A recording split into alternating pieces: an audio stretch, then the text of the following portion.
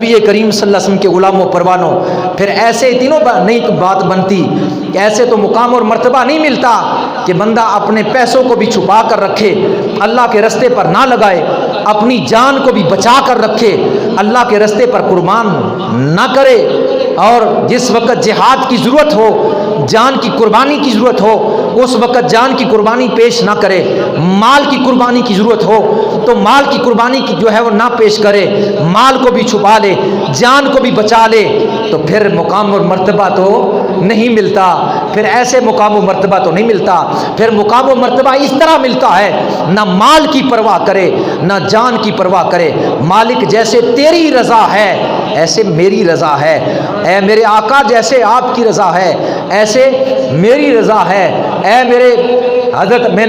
نے یہ کئی مرتبہ بیان کیا، رسول اللہ صلی اللہ علیہ وسلم کی بارگاہ میں جب ابو بکر صدیق رضی اللہ تعالیٰ عنہ سارا مال لے کر آ گئے تھے،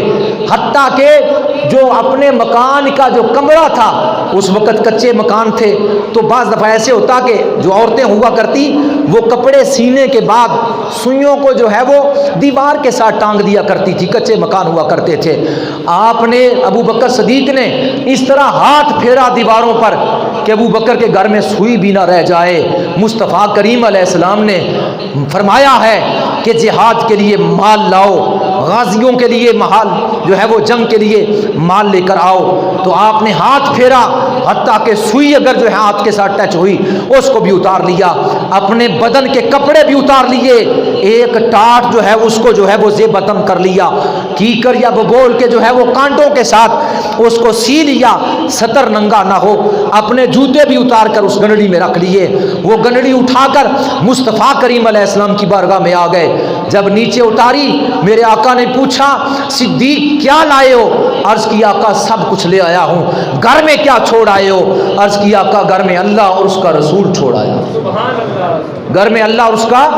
رسول چھوڑا ہوں۔ صدیق کو بھوکا نہیں مرا،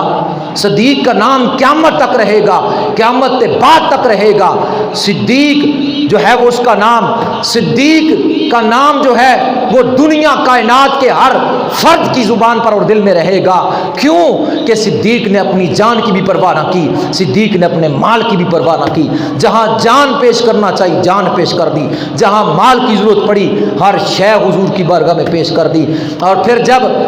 عرض کیا آقا گھر میں اللہ اس کا رسول چھوڑ آیا ہوں، جناب جبریل آ گئے، عرض کرنے لگے یا رسول اللہ صلی اللہ علیہ وسلم صدیق کا لباس، صدیق کا جو لباس ہے پہنا ہوا، آسمانوں کے سارے فرشتوں کو حکم ہو گیا ہے میرے یار کے لباس، میرے یار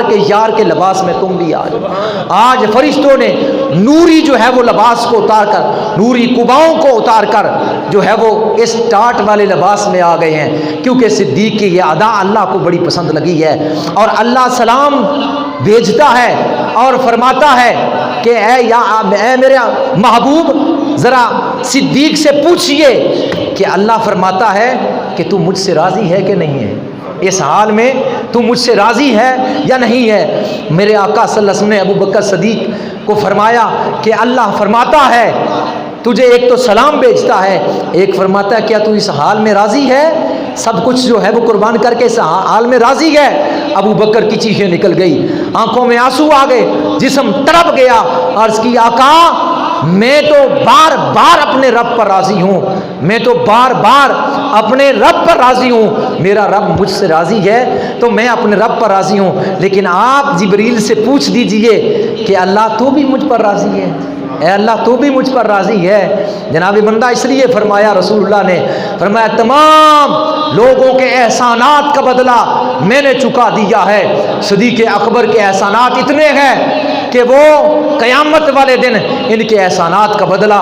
اللہ چکائے گا۔ علماء فرماتے ہیں اللہ کیا بدلہ دے گا صدیق اکبر کی مال قربان کرنے، جان قربان کرنے کا کیا بدلہ دے گا؟ علماء فرماتے ہیں یہ بدلہ دے گا اللہ کہ جب سب لوگوں کو